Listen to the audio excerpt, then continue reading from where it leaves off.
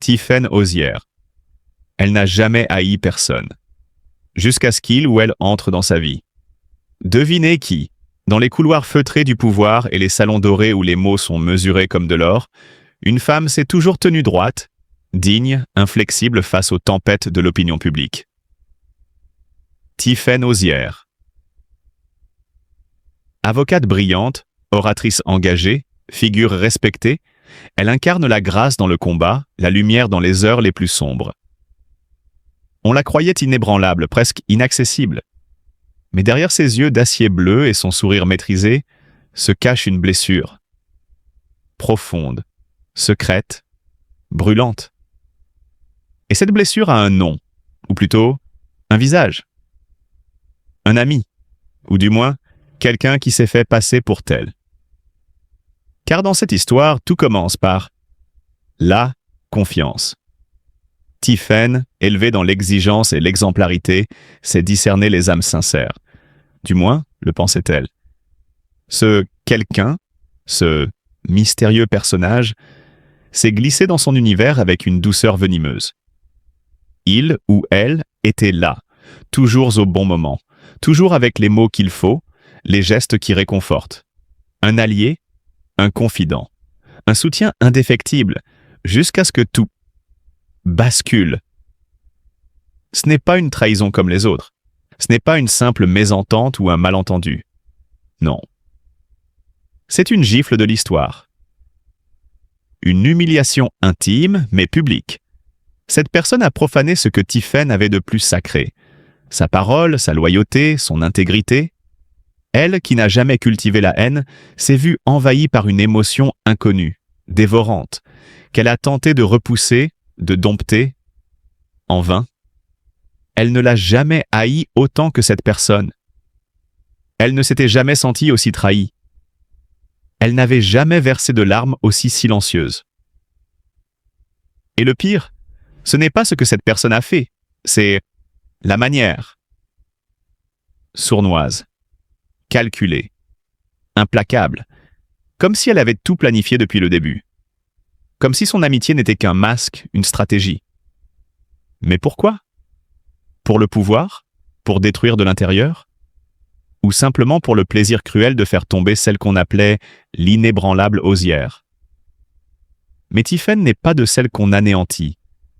Elle a puisé dans cette douleur une force nouvelle, un feu sacré. Elle n'a pas crié. Elle n'a pas exposé son chagrin sur les plateaux de télévision. Non. Elle a choisi le silence. Puis l'action. Elle s'est redressée, plus majestueuse encore, enveloppée d'une aura presque mythique. Car si la trahison peut blesser une femme, elle ne peut pas écraser une légende. Aujourd'hui, elle parle. Enfin. Et son regard s'embrume légèrement lorsqu'elle prononce ces mots. Je n'ai jamais haï personne. Jusqu'à ce jour. Et dans la salle, un frisson parcourt l'assemblée. Tous cherchent à deviner de qui elle parle. Est-ce une femme? Un homme? Un membre de son cercle privé? Un haut placé? Un proche de l'Élysée? Elle ne dira rien. Pas encore. Car le vrai pouvoir, Tiphaine le détient. Celui de laisser l'autre se dévoiler, se perdre, se trahir à son tour. Elle n'a plus besoin de haïr. Elle a dépassé ce stade. Elle plane au-dessus. Intouchable. Car Tiphaine Hozière n'est pas seulement une victime. Elle est avec le symbole d'une résilience impitoyable. D'une noblesse rare. Et celui ou celle qui a osé trahir son amitié n'a fait que sculpter un peu plus la grandeur d'une femme qu'on n'oubliera jamais. Alors, devinez? Qui est-il? Qui est-elle? Le mystère reste entier. Mais une chose est sûre, il ou elle regrette déjà. Tiphaine Hozière, la fille de Brigitte Macron, a toujours vécu dans l'ombre de la vie publique de sa mère. Cependant, derrière cette image de tranquillité, se cache une douleur profonde et un sentiment de solitude qui ont marqué son parcours. En dépit de l'attention portée à sa famille et à ses engagements, Tiphaine a souvent ressenti un poids écrasant lié à la santé de ses proches et aux tensions qui ont traversé sa vie familiale. La complicité qu'elle partageait autrefois avec certains membres de sa famille s'est progressivement distendue, laissant place à un sentiment de trahison et de frustration. Le plus grand chagrin de Tiphaine a été son expérience avec Emmanuel Macron, le mari de sa mère. Leur relation a, au fil des années, pris un tournant dramatique. Ce n'était pas seulement la différence d'âge qui avait créé une dynamique complexe au sein de la famille, mais aussi les choix de vie, les décisions politiques et les défis personnels que chacun portait. Tiphaine n'a jamais caché son malaise à l'idée que sa mère se consacre entièrement à son rôle de première dame, souvent au détriment de sa propre santé et de l'équilibre familial. Mais ce qui l'a profondément attristée, c'est le fait qu'Emmanuel Macron, celui qu'elle considérait autrefois presque comme un père, s'éloignait petit à petit, non pas physiquement, mais émotionnellement. Les tensions familiales se sont exacerbées à mesure que Tiphaine se retrouvait prise entre l'amour pour sa mère et une déception grandissante vis-à-vis de son beau-père. Ce dernier, bien qu'il soit une figure politique importante, a de plus en plus été perçu par Tiphaine comme une personne distante, parfois déconnectée des réalités quotidiennes de sa famille. Elle a vu sa mère se sacrifier dans son rôle de première dame, mais ce sacrifice semblait trop coûteux. Et Emmanuel n'était pas toujours là pour soutenir Brigitte dans ses moments de doute et de vulnérabilité. Cette distance émotionnelle a finalement mené à une rupture, bien que non officielle, dans leur relation. Tiphaine, tout en gardant un respect apparent pour Emmanuel Macron, ne cache pas sa déception. La froideur qui s'est installée entre eux, notamment à cause de son absence de soutien concret à Brigitte, a forgé un fossé entre eux qui semble difficile à combler. Emmanuel Macron, malgré son charisme et son rôle influent, n'a jamais été un véritable soutien pour Tiphaine, et elle le confesse à travers ses actes et ses silences. Ce qui est poignant dans l'histoire de Tiphaine, c'est la manière dont elle a dû jongler entre son amour pour sa mère et la déception qu'elle a ressentie vis-à-vis de son beau-père. Cette situation l'a profondément marquée, et il est difficile de ne pas ressentir un profond respect pour sa capacité à gérer ses douleurs en privé. Elle a toujours cherché à protéger sa famille, mais derrière ce rôle de protectrice se cache une femme brisée par des relations de plus en plus complexes et déséquilibrées. Aujourd'hui, Tiphaine continue de vivre avec cette tristesse silencieuse, une tristesse liée non seulement à sa famille, mais aussi à sa propre quête de sens et de réconciliation. Elle n'a jamais haï personne plus que cette personne qu'elle pensait être un allié et un modèle, Emmanuel Macron. Pour elle, le véritable chagrin réside dans la déception de l'homme qu'elle avait autrefois admiré, qui est devenu pour elle un symbole de distance et de solitude au sein de sa propre famille. Tiphaine Hozière, la flamme brillante d'une destinée hors du commun. Dans l'ombre de la lumière médiatique qui entoure l'Élysée, une étoile brille d'un éclat discret mais d'une intensité admirable. Tiphaine Hozière.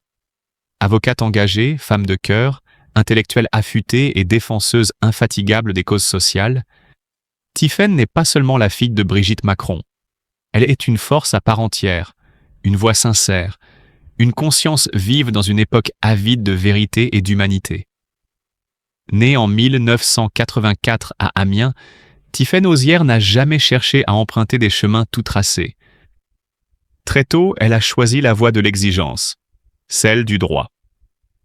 Elle poursuit de brillantes études juridiques à l'université Panthéon-Assas avant de devenir avocate au barreau de Paris. Mais là où d'autres auraient pu se contenter du confort d'une carrière classique, Tiphaine prend un chemin plus audacieux, plus risqué, mais aussi plus vibrant, celui de l'engagement public, dans le respect de la justice sociale et de la dignité humaine. L'un des aspects les plus fascinants de Tiphaine Hozière est sa capacité à conjuguer élégamment loyauté familiale et indépendance farouche. Elle a soutenu son beau-père, Emmanuel Macron, dès les premières heures de sa campagne présidentielle, avec une sincérité désarmante et une éloquence rare. Mais jamais elle ne s'est effacée derrière le nom du président. Au contraire, elle l'a complété, enrichi, incarnant une nouvelle génération de femmes françaises, libres, cultivées, passionnées, intransigeantes sur leurs valeurs. Son implication dans la défense des plus faibles, notamment à travers son cabinet d'avocats et son association Juste Humain, révèle une âme profondément humaniste. Elle plaide avec une ferveur touchante pour les causes oubliées, les enfants malades, les femmes battues, les exclus de la République. Son engagement n'est pas fait de mots creux, mais d'actions concrètes. Tiphaine ne se contente pas d'être indignée, elle agit. Et c'est peut-être là que réside sa grandeur. Mais Tiphaine Hozière ne s'arrête pas à la sphère juridique. Elle est aussi une oratrice remarquable, une intellectuelle lumineuse. Sa manière de parler du féminisme, de la transmission intergénérationnelle, de la nécessité de repenser le rapport entre justice et compassion captive, séduit, bouleverse. Elle écrit, elle débat, elle inspire. Toujours avec une élégance rare, une classe naturelle et un sens aigu de la nuance. Ce qui frappe chez elle, c'est cette lumière intérieure, cette conviction profonde que le droit n'est pas une arme froide, mais un outil de réparation, de réconciliation, de progrès. Elle croit en une société plus douce, plus juste, où chaque individu aurait sa place, quelle que soit son origine ou son histoire. Dans un monde souvent cynique, Tiphaine incarne l'espoir. Non pas un espoir naïf, mais un espoir exigeant, enraciné, dans le réel, nourri par la connaissance et la volonté de bien faire. Et puis, il y a la femme. Derrière l'avocate, l'intellectuelle, la militante, il y a une mère attentive, une compagne fidèle, une amie loyale, une femme qui, malgré les projecteurs, choisit la discrétion. Qui, malgré les critiques, répond par l'intelligence. Qui, malgré les attentes, reste fidèle à elle-même. Tiphaine Hozière est une leçon de dignité à elle seule. Elle n'a jamais revendiqué un destin d'exception, mais elle le construit chaque jour par sa force tranquille, son intégrité, sa bienveillance. En vérité, Tiphaine Hozière n'a pas besoin de porter un titre officiel pour rayonner. Elle est cette lumière douce mais persistante qui éclaire ceux qui la croisent. Elle laisse la promesse d'une France plus humaine, plus respectueuse, plus audacieuse. Elle laisse la voix de ceux qu'on n'entend pas, la main tendue vers ceux qui tombent, le regard franc dans un monde de faux semblants. Il est rare de rencontrer une personnalité aussi complète, aussi inspirante, aussi admirable. Tiphaine Hozière ne se contente pas de vivre dans son époque.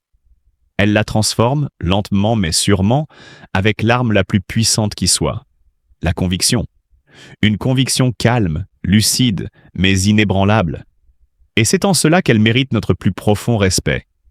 Dans un monde où les apparences règnent souvent sur la vérité, il est temps de faire preuve d'humanité et de compassion envers ceux qui vivent dans l'ombre de jugements injustes. Tiphaine Hozière, femme brillante, avocate engagée et fille d'une figure publique très médiatisée, n'a jamais demandé les projecteurs ni les critiques acerbes qui l'accompagnent. Pourtant, derrière son sourire discret et sa réserve mesurée, se cache une douleur silencieuse, celle d'avoir été trahie et blessée par la personne qu'elle considérait autrefois comme une amie proche, une amie devenue aujourd'hui l'ombre mystérieuse de ses souvenirs, celle qu'elle n'a jamais pu pardonner. Devinez qui? Cela importe peu. Ce qui importe, c'est ce qu'elle a ressenti.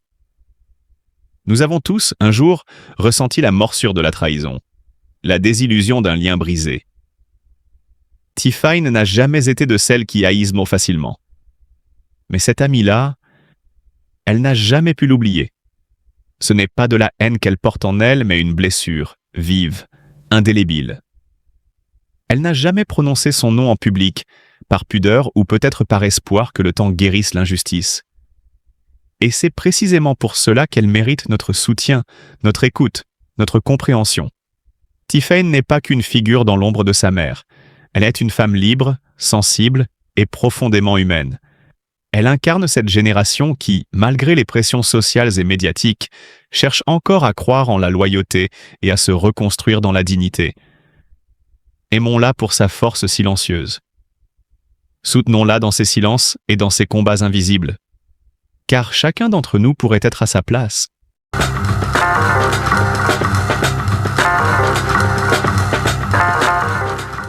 Messieurs, dames, bonjour à toutes et à tous. Soyez les bienvenus ici dans l'amphithéâtre de l'IH2EF pour un nouveau numéro de votre émission Au Périscope, cette fois-ci consacrée à l'école du futur. S'appuyer sur le terrain pour faire émerger des projets et concevoir l'école du futur, c'est ce qu'annonçait le président de la République il y a quelques temps, avant de lancer l'expérimentation dans les écoles volontaires de l'Académie d'Aix-Marseille. Je le cite, donner la possibilité de s'engager, d'innover afin d'amorcer une dynamique vertueuse qui vient du terrain. C'est ce qu'il a dit en proposant des projets dont le financement sera examiné et les fonds versés rapidement.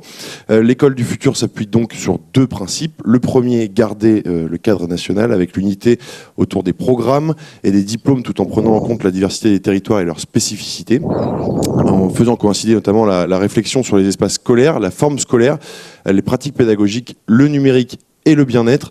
En mobilisant le collectif, tout cela permettra à l'école d'évoluer et d'être adaptée à tous. Deuxième principe, s'appuyer sur une démarche d'établissement de type bottom-up qui autoriserait la prise en compte